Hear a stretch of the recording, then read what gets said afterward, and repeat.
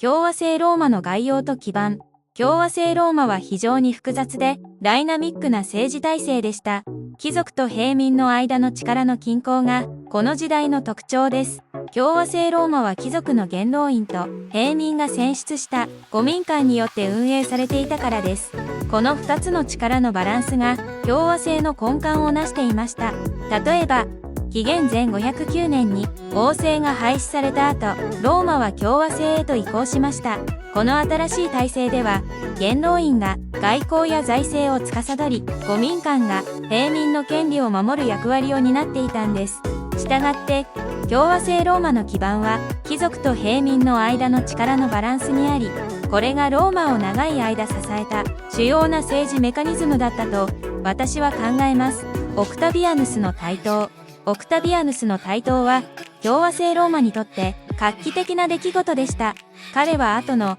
アウグストゥス帝として帝国ローマの基礎を築いた人物です。その理由は彼がカエサルの養子として政治的遺産を引き継ぎ、ローマの権力構造を巧みに操作したからです。彼の政治手腕によってローマは共和制から帝国へと移行することになりました。オクタビアヌスはカエサルの暗殺後に起こった権力の空白を利用し、アントニウスやレピドゥスと共に第2回三党政治を形成しました。しかし彼は最終的にはアントニウスを排除し、単独の権力者としての地位を確立しました。オクタビアヌスの台頭は彼の政治的手腕と戦略によって共和制ローマの終焉をもたらし、新たな時代、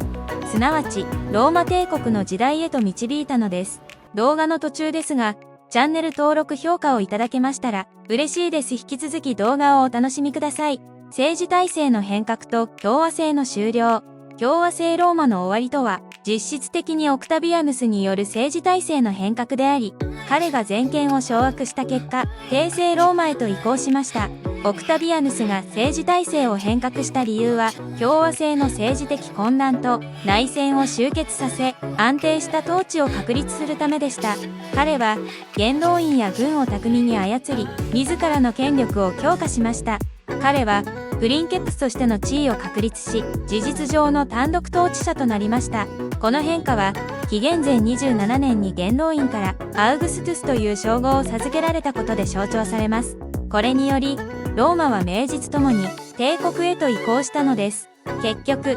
共和制ローマの終わりは、オクタビアヌスの政治体制の変革によってもたらされ、これがローマ帝国の始まりを告げるものとなったのです。権力掌握への道のり。オクタビアヌスは政治的洞察力と緻密な戦略によってローマの絶対的な権力者へと上り詰めました。彼の権力掌握への道のりは巧妙な同盟関係の構築と政敵との抗争を巧みに制御することによって特徴づけられます。オクタビアヌスは継続的な政治的軌道によって自身の位置を確固たるものにしました。例えば、彼はカエサルの暗殺後の権力真空を利用し、アントニウスやレピドゥスとの間で緊張関係を巧みに操りながら、自らの権力基盤を固めました。そして、アクティウムの海戦でアントニウスとクレオパトラの連合軍を打ち破り、最終的には全ローマの支配者となりました。したがって、オクタビアヌスの権力掌握への道のりは、彼の戦略的思考と政治的巧妙さによって成し遂げられたと言えます。改革と統治政策。オクタビアヌスはローマ帝国を安定させ、長期にわたる平和を実現するために一連の改革と統治政策を導入しました。これらの改革は帝国の内部構造を強化し、ローマの法律、社会、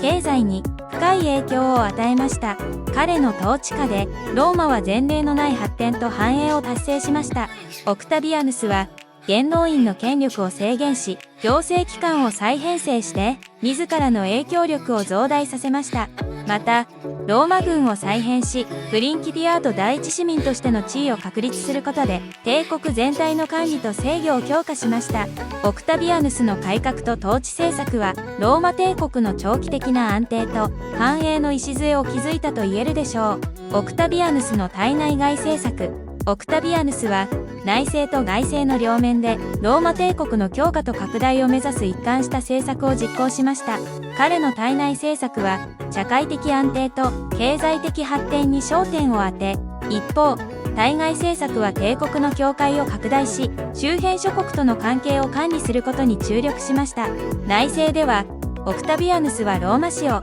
大理石の都と称されるように美化し、多くの公共事業を推進しました。外政では、彼はエジプトを征服し、帝国の版図を拡大すると同時に、国境地帯の安定を保つための軍事的駐屯地を確立しました。結果として、オクタビアヌスの対内外政策は、ローマ帝国を安定させ、その権力と影響力を地中海世界に拡大する上で、決定的な役割を果たしました。帝国への移行期。私が見た通り、帝国への移行期は、ローマの歴史の中で、最も劇的な変化の一つでした。この時期に、ローマは共和制の伝統から、帝政の体制へと大きく変貌しました。この変化の背後には、内戦の終結と政治的安定の必要性がありました。オクタビアヌスが権力を掌握し、政治体制を再編成することで、ローマは新たな統治形態へと移行したのです。紀元前27年にオクタビアヌスがアウグストゥスという称号を受け取り、元老院とローマ人民から絶大な権力を与えられたことが、この移行期の象徴的な出来事です。これにより、彼は事実上の単独支配者となり、帝国の基盤が確立されました。したがって、帝国への移行期は、オクタビアヌスの政治的野心と権力の集中によって特徴づけられ、ローマ帝国の誕生へとつながりました。ローマの社会と文化の変遷。ローマ帝国の誕生は、社会や文化の面でも大きな変革をもたらしました。帝政の下で、ローマの社会と文化は大きく進化し、新しいアイデンティティを形成しました。帝国がもたらした平和と繁栄パクス・ロマーナは、文化的な発展を促し、芸術、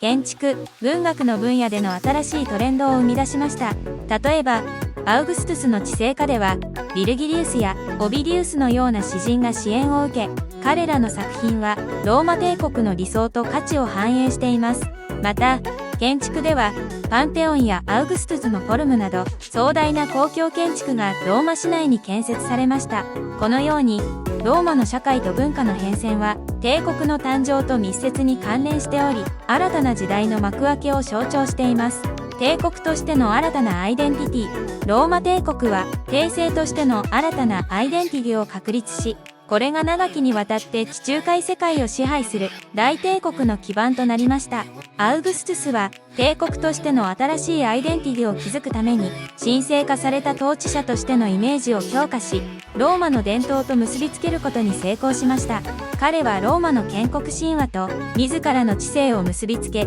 自身をローマの創始者アエネアスの子孫として位置づけました。この新たなアイデンティティは、帝国全体にローマの優越性と統一性のメッセージを発信することに役立ちました。ローマ帝国としての新たなアイデンティティは、アウグストゥスの巧妙な政治戦略と文化政策によって形成され、後世に長く影響を与える帝国のイメージを確立しました。行政と法の改革。